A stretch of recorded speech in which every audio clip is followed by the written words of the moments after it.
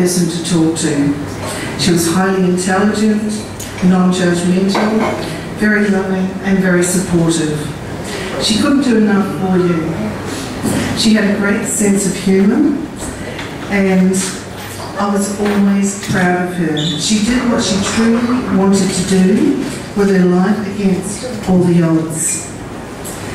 She was a great source of inspiration to me, and I always liked the fact that she was still involved in Mardi Gras in her later years, in her early 70s. I like that. She loved walking through King's Cross, saying, hello dear, nodding her head. She would tell me the who's who of the cross, who was doing this, who was doing that, who sold their business, and whatever else was going on. And of course, in the cross, there was always plenty going on. If I visited her at home, if the news was on, she'd be telling me all about the TV reporters. She knew everything. She knew where they were lived, and this one's in the penthouse and so-and-so, and this one was born rah-rah-rah, and she knew everything. And she was honestly so fascinated in other people's lives. I've never really met anybody like that. Carmen is the only person I know who really had a genuine interest in other people, and she definitely knew it all. She made it her business to know it all, but in a very polite way. It was on one of those times walking down King's Cross with her that I realised that how she was with me and in our family was exactly the same way she was with everybody else. I personally consider her a blessing to our family. And with that realisation, she was also a true blessing that extended to everyone else in her circle and to the many, many lives that she touched. Now I'd like to ask my mother if she would like, Mother, would you like to say a few words? Yes.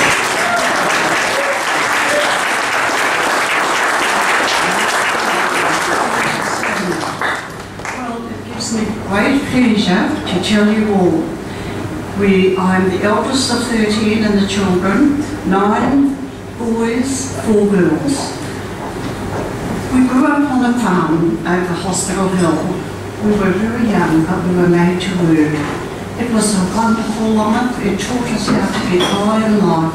I'll give anyone a blessing that will teach their children the same as growing up. Never mind TVs or we didn't have anything. You know, it was just like that. However, when Carmen was at school, high school, she said to me, Tess, I need to talk to you. I said, why? He said, well, before I'm going to say this, every weekend Carmen dressed up as a female. Turbans on, earrings, always wore our grandmother's clothes, and she got quite annoyed with him because she used to say to him, Trevor, she'd say, Sliver, I want my clothes back, and he'd say, I gave them back, but you know what he had done? He had honestly cut the necks into V's and put all sequins on. And we had a very old home, and every room was beautiful because she used to make daisy chains, put them all around the photos, roses. She used to buy, you know, that crepe paper, and cut out all roses and pin them all around the walls. When our visitors would come there, they'd say, what on earth is this? And they'd say, Trevor. And I said, gosh, but he wasn't shy. People would come, he never ran away and hid. He thought he was just that, you know, with all these areas. But however, even though we all had to help around the farm, he refused. He said, I will help with the cooking, dishes, housework, never on the farm. And this is what he did. So he said to me when he was 15, he said, you know what?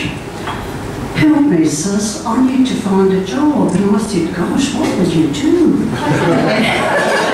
And he said to me, well, how about you look in the paper? So I did.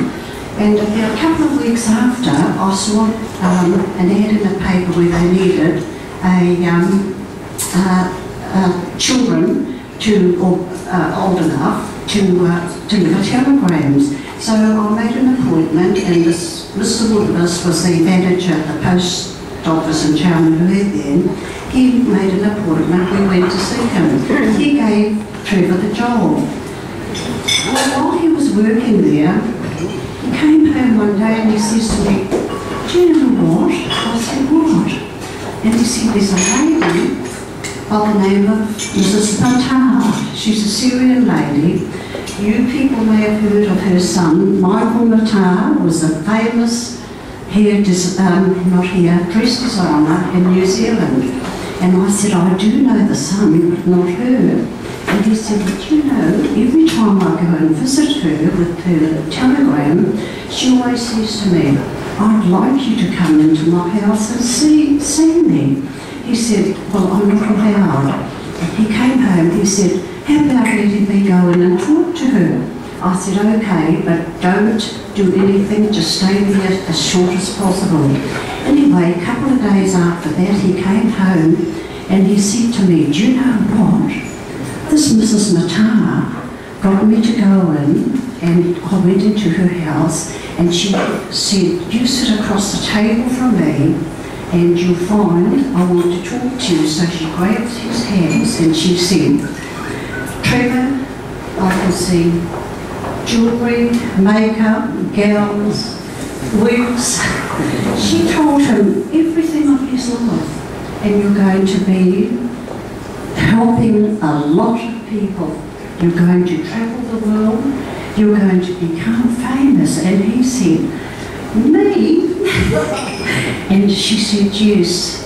And she said, "I pray every day for you, Trevor. You're a lovely boy." And anyway, this is where his everything started. You know, I just can't believe it.